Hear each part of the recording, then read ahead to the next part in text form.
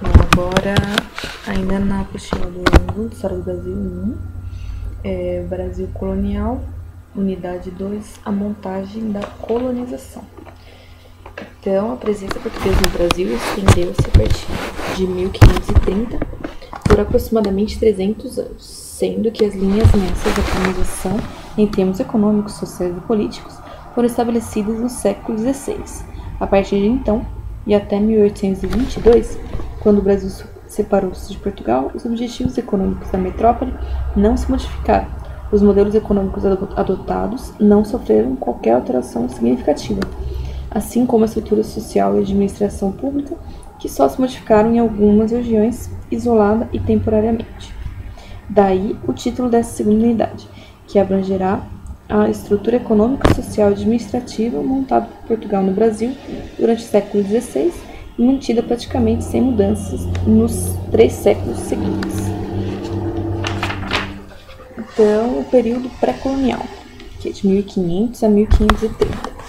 Pré-colonial é o nome dado aos 30 anos subsequentes à chegada de Cabral ao Brasil. Portugal descobriu o Brasil em 1500, mas só se colonizou a partir de 1530. Por quê? Indecisão? Incapacidade? Desorganização? Não. Apenas por sólidas razões de caráter econômico-financeiro. Vejamos quais foram essas razões. Mercantilismo e colonização. Quando o comércio atingiu um nível de crescimento que começou a influenciar e modificar toda a estrutura econômica e social europeia, estava iniciada a Revolução Comercial, que se estendeu do século XV ao século XVIII.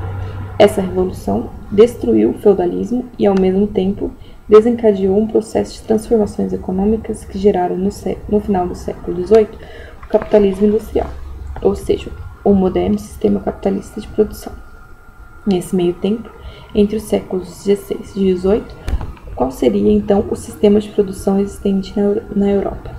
Era um sistema de transição, caracterizado pelos últimos vestígios do feudalismo e alguns prenúncios do capitalismo.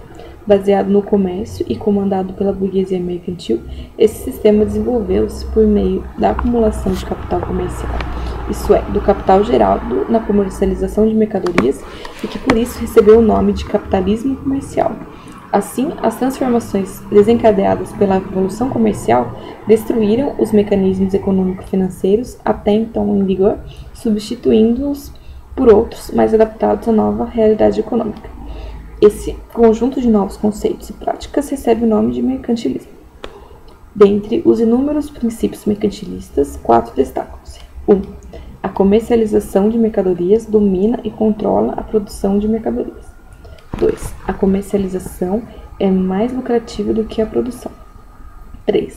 É fundamental para um país que suas exportações sejam maiores do que suas importações. 4. Um país deve acumular as maiores reservas possíveis de ouro e prata, princípio do metalismo. Os 2 primeiros princípios explicam por que Portugal não ocupou e colonizou o Brasil logo após a descoberta. A comercialização de mercadorias domina e controla a produção de mercadorias, a comercialização mais importante, mais lucrativa do que a produção. Como em 1500 quase nenhum produto brasileiro tinha importância comercial, Portugal, caso desejasse lucrar com suas novas terras, precisaria primeiro produzir alguma mercadoria, investindo dinheiro em sua produção. Porém, era bem mais lucrativo investir no comércio de especiarias orientais. Desse modo, colonizar o Brasil em 1500 significaria deixar de ampliar capital, de aplicar. Deste modo, colonizar o Brasil em 1500 significava deixar de aplicar capital no comércio para aplicá-lo na produção. Isso, em termos mercantilistas, não era ruim, era péssimo. Por esses motivos, Portugal tomou posse da terra, mas não a ocupou. As primeiras expedições. Embora não visasse a ocupação do território, Portugal enviou algumas expedições ao Brasil para fazerem o reconhecimento geográfico e o policiamento do litoral. A primeira e a segunda expedições, em 1501 sob o comando de Gaspar de Lemos e 1503 sob o comando de Gonçalo Coelho, tiveram o mesmo objetivo, o reconhecimento geográfico da terra. A terceira e a quarta expedições, 1516 e 1526, sob o comando de Cristóvão Jacques, destinaram-se principalmente ao policiamento litoral para evitar a presença de corsários estrangeiros, sobretudo os franceses, que aqui contrabandeavam pau-brasil. Então, tem uma imagem do reconhecimento da costa brasileira durante o período pré-colonial. Várias expedições, algumas de reconhecimento e outras de policiamento, enviadas pela coroa durante o período pré-colonial, fizeram um levantamento geográfico dos principais pontos da costa brasileira. Ao norte, chegaram até a Foz do Amazonas e ao sul atingiram o Rio da Prata.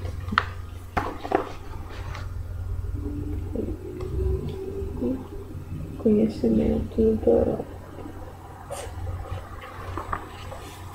A exploração do pau-brasil. Entre os atuais Rio Grande do Norte e Rio de Janeiro, abundava-se nas florestas litorâneas o pau-brasil, madeira utilizada na Europa para a fabricação de tinturas. Embora muito menos valioso do que as especiarias orientais, sua exploração foi a única atividade econômica sistemática exercida no Brasil durante o período pré-colonial. De 1501 a 1513, a coroa monopolizava a exploração do pau-brasil, arrendando a particulares o direito de extrair a madeira. O mais famoso desses arrendatários foi Fernão de Noronha. A partir de 1513, a exploração tornou-se livre. Assim, qualquer súdito de Portugal poderia exercê-la desde que pagasse à coroa o imposto estipulado, 1/5 do valor da madeira explorada. A extração do pau-brasil, embora exercida durante todo o período pré-colonial, não foi importante, por não gerar ocupação de terra. Os europeus chegavam aqui, contratavam com os índios o fornecimento da madeira, carregavam os navios e retornavam à Europa, sem se fixarem no território. Os indígenas que forneciam a mão de obra para o corte e carregamento da madeira recebiam em troca de seu trabalho algumas quinquilharias. Esse era o sistema de escambo, troca de mercadorias, trabalho por quinquilharias sem intervenção do fator monetário, dinheiro. O acidente da colonização. Em 1530, chegou ao Brasil a 5ª expedição comandada por Martim Afonso de Souza. Percorreu o litoral desde o Nordeste até o Rio da Prata, subiu novamente em direção ao norte e em 1532 fundou a Vila de São Vicente. Além disso, plantou cana e construiu o primeiro engenho de açúcar do Brasil, o engenho de São Jorge dos Erasmos. Ora, pensará o leitor, se Martim Afonso continuar com essas atividades, vai iniciar a colonização do Brasil, pois era justamente o que ele estava fazendo. E por ordem do rei Dom João III, Por quê? A coroa mudara de ideia quanto à colonização de suas terras americanas por vários motivos. Um deles era que o comércio oriental de especiarias começava a enfrentar alguns problemas, causados pelo excesso de monopólios e pelas consequências da expulsão dos judeus. No entanto, a razão principal era o receio de que o Brasil fosse ocupado por outros povos. A descoberta de fantásticas jazidas de ouro e prata na América Espanhola havia aumentado muito o interesse dos europeus, particularmente dos franceses, pelas terras americanas. Portugal não podia correr o risco de que o Brasil, onde talvez também existissem jazidas auríferas, fosse ocupado por uma potência estrangeira. Os portugueses então precisavam ocupar produtivamente a terra, montando nela um sistema de produção cujos lucros cobrissem os gastos de ocupação. Resumindo, ocupar a terra para não perdê-la, mas ocupá-la produtivamente, ou seja, colonizá-la. Fica explicado assim o título deste item, o acidente da colonização. Portugal, por motivos acidentais e alheios à sua vontade, decidiu-se pela colonização a partir de 1530, mas como a coroa não dispunha de dinheiro necessário à colonização de um território tão vasto, adotou no Brasil o sistema de capitanias hereditárias que transferia à iniciativa privada quase todas as despesas de empreendimento. Os detalhes desse sistema estudaremos mais adiante no capítulo Administração Colonial. Próximo, ainda na montagem da colonização, sobre a solução açucareira. Tomada a decisão de colonizar o Brasil, o passo seguinte foi a escolha de um produto em que se basearia a colonização. Portugal optou pelo açúcar, pelas inúmeras vantagens que ele trazia, entre as quais a cana adaptava-se bem ao clima e solo brasileiro, no litoral brasileiro. O açúcar era já um produto conhecido em toda a Europa. Portugal já adquirira experiência na produção açucareira nos canaviais da Ilha de Madeira e dos Açores. Com esse produto, seria relativamente fácil obter o capital necessário ao investimento inicial da colonização. Com o açúcar, seria mais simples resolver o problema apresentado pelo transporte marítimo e pelos fretes. O açúcar ajudaria a solucionar o problema de alargamento do mercado consumidor europeu. As 3 primeiras vantagens explicam-se por si mesmas. As 3 últimas permitiriam a Portugal superar algumas falhas de sua estrutura econômica. Com efeito, a metrópole não podia arcar com o investimento inicial, nem solucionar os problemas de transporte e fretes, pois sua indústria naval e sua marinha estavam em declínio. Não possuía também uma estrutura mercantil que assegurasse a penetração do açúcar brasileiro nos mercados europeus. Essas dificuldades, entretanto, foram solucionadas por meio da aliança com os flamengos holandeses, que já distribuíam o açúcar produzido pelos portugueses nas ilhas do Atlântico desde o século XV. Interessada que estava na comercialização do produto, a burguesia flamenga forneceu, sob a forma de empréstimos, parte dos capitais necessários ao investimento inicial, participou do transporte, cuidou da distribuição de açúcar e ainda solucionou o problema básico da colonização, a ampliação do mercado consumidor na Europa. Agora, sobre a organização da produção açucareira, os comerciantes portugueses e holandeses, que financiaram com grande margem de riscos a montagem de uma área produtora açucareira no Brasil, naturalmente esperavam obter grandes lucros, que viessem a compensar os investimentos. Por essa razão, a produção açucareira organizou-se de maneira propícia à máxima rentabilidade, baseada na plantation, ou seja, na grande propriedade, monocultora e escravista, produtora em larga escala de açúcar destinado ao mercado externo.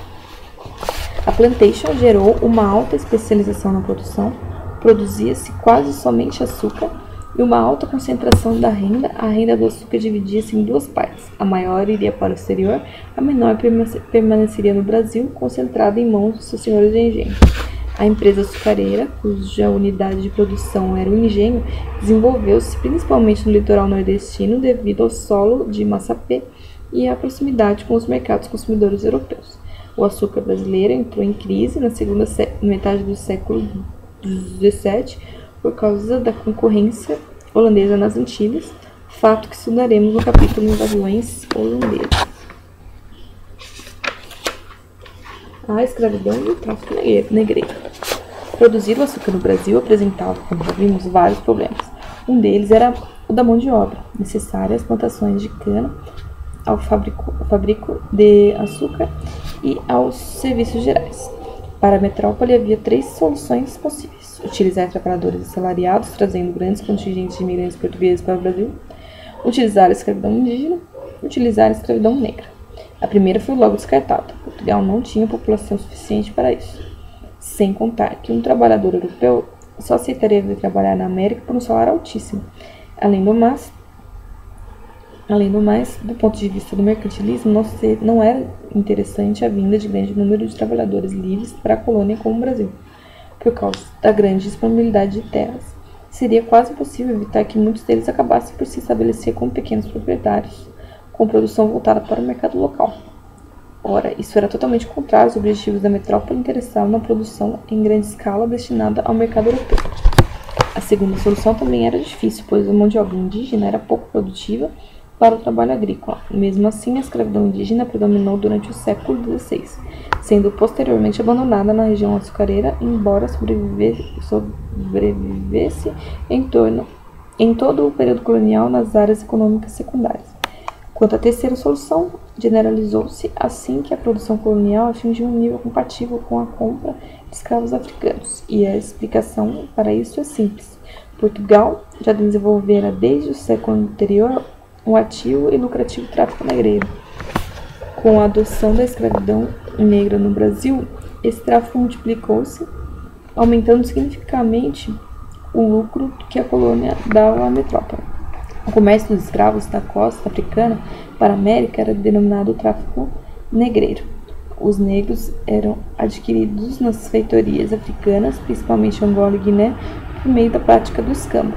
Os traficantes portugueses trocavam bugigangas, aguardente e rolos de fumo por escravos, fornecidos pelas próprias tribos africanas que capturavam inimigos de outros grupos tribais.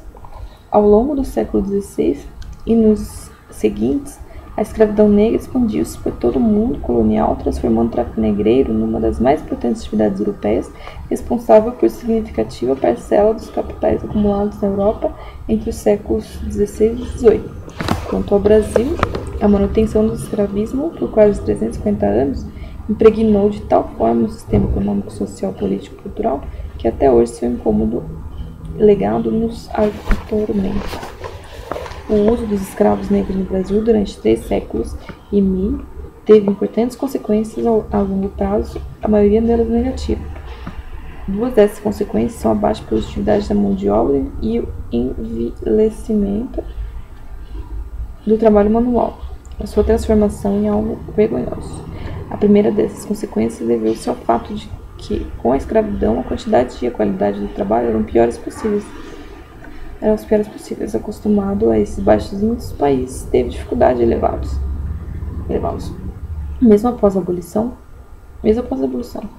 Quanto à segunda, durante séculos todo, o trabalho manual era exercido pelos negros. Desenvolveu-se assim entre os brancos a crença de que o trabalho manual era coisa de negro, portanto vergonhoso para um homem negro. Nesse contexto, que também sobreviveu à abolição, teve péssimos efeitos sobre a produtividade do trabalho.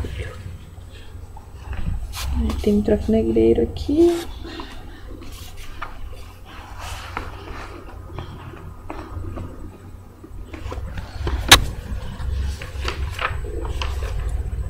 Agora sobre o investimento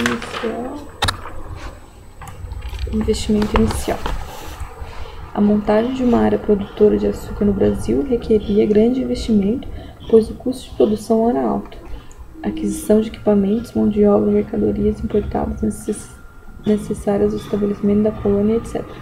Agravando esse problema, a produção agrícola apresentava ainda um outro, o período de carência, ou seja, o espaço de tempo no início do empreendimento e a venda da primeira colheita.